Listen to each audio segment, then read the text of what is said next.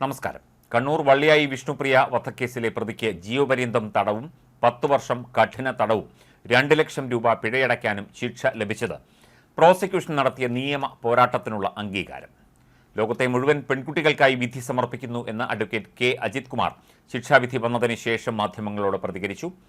നേരിട്ട് ദൃക്സാക്ഷിയില്ലാത്ത കേസിൽ പ്രതിക്ക് കോടതി ജീവിതാവസാനം വരെ തടവും 10 വർഷം കഠിന തടവും പിഴയും വിധിച്ചത് പ്രോസിക്യൂഷൻ വാദത്തിനുള്ള അംഗീകാരമായി കാണുന്നു എന്ന് അദ്ദേഹം പറഞ്ഞു.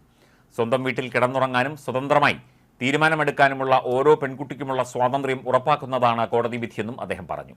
കോടതി വിധിയിൽ ആശ്വാസമുണ്ടെന്നും നീതി ലഭിക്കാൻ എല്ലാവരും സഹകരിച്ചു എന്നും വിഷ്ണുപ്രിയയുടെ സഹോദരിമാരായ വിപിനെയും വിസ്മയെയും പൊട്ടിക്കരഞ്ഞുകൊണ്ട് പ്രതികരിച്ചു.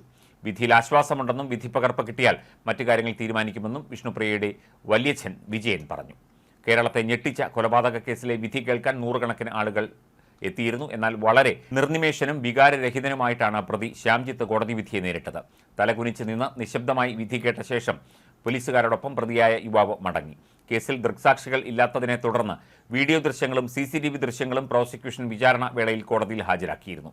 സംഭവ ദിവസം പ്രതി സഞ്ചരിച്ചിരുന്ന അപാഷെ ബൈക്കിനെ 3-ാം നിലയിൽ വിചാരണ നടക്കുന്ന കോടതി ഹാളിൽ എത്തിച്ചു. സാക്ഷികൾ വാഹനം തിരിച്ചറിഞ്ഞു.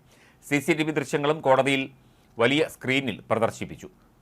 3 മൊബൈൽ കമ്പനികളുടെ നോഡൽ ഓഫീസറെ കോടതി വിസ്തരിച്ചു. 2022 ഒക്ടോബർ 22-ന് രാവിലെ 10-നും 12-നും ഇടയിലാണ് സംഭവമെന്നാണ് പോലീസ് നിഗമനം. 11:47-ന് ശേഷമാണെന്നാണ് ഫോൺ കോളുകളുടെയും പരിസരവാസികളുടെയും മൊഴിയുടെ അടിസ്ഥാനത്തിൽ പോലീസ് കൃത്യം നടന്ന സമയം കണ്ടെത്തിയത്. 11:47 വരെ വിഷ്ണുപ്രിയ സുഹൃത്ത് വിപിൻ രാജുമായി സംസാരിച്ചിരുന്നു. അതിനുശേഷം വിഷ്ണുപ്രിയയെ വിപിൻ രാജ് വിളിച്ചിരുന്നു എങ്കിലും കിട്ടിയിരുന്നില്ല. വിപിൻ പലതവണ സന്ദേശം അയച്ചിരുന്നു എങ്കിലും മറുപടി ലഭിച്ചില്ല.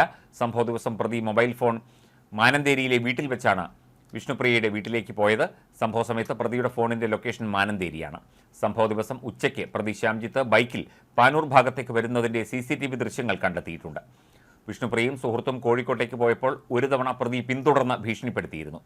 വിഷ്ണുപ്രിയയും പ്രതി ശ്യാംജിത്തും സംസാരിച്ചതിന്റെ CCTV ദൃശ്യങ്ങളും കോടതിയിൽ ഹാജരാക്കി. സംഭവം നടന്ന് 1 വർഷം പൂർത്തിയാകുന്നതിന് മുൻപാണ് കേസിന്റെ വിചാരണ തുടങ്ങിയത്. ഈ കേസിൽ 73 സാക്ഷികളാണ് ഉള്ളത്.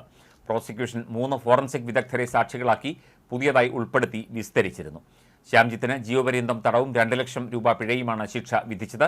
വീട്ടിൽ അതിക്രമിച്ചു കയറിയതിന് 10 വർഷം തടവും 25,000 രൂപ പിഴയും ശിക്ഷ വിധിച്ചു. ശിക്ഷ ഒന്നിച്ച് അനുഭവിച്ചാൽ മതിയെന്നും കോടതി വിധി പ്രസ്താവത്തിൽ വ്യക്തമാക്കി.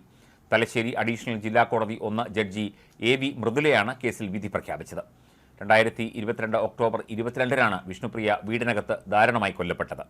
പൊന്നാനി സ്വദേശിയായ സുഹൃത്തുമായി ഫോണിൽ സംസാരിക്കുന്നതിനിടയിൽ കിടപ്പുമുറിയിൽ അതിക്രമിച്ചു കയറിയ പ്രതി ശ്യാംജിത്ത് പെൺകുട്ടിയെ തലക്കടിച്ച് വീഴ്ത്തിയ ശേഷം കഴുത്തറുത്ത് കൊലപ്പെടുത്തി എന്നായിരുന്നു കേസ്. സംഭവത്തിന്റെ 2 ദിവസം മുൻപ് പ്രതി കൂത്തുപറമ്പിലെ കടയിൽ നിന്ന് ചുറ്റികയും കയ്യുറയും വാങ്ങിയിരുന്നു. ഇവ വാങ്ങുന്നതിന്റെ CCTV ദൃശ്യങ്ങൾ public prosecutor K Ajith Kumar കോടതിയിൽ ഹാജരാക്കി. പ്രതിഭാഗത്തിനു വേണ്ടി advocate S Praveen, advocate Abhilash Mathur എന്നിവർ ഹാജരായി.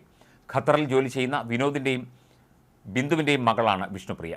കഴുത്തിൽ ആഴത്തിൽ മുറിവേറ്റ നിലയിലാണ് പ്രിയയെ കണ്ടത്. 2 കൈകൾക്കും വെട്ടേൽക്കുകയും ചെയ്തിരുന്നു. ദേഹത്ത് 29 മുറിവുകൾ ഉണ്ടായിരുന്നു.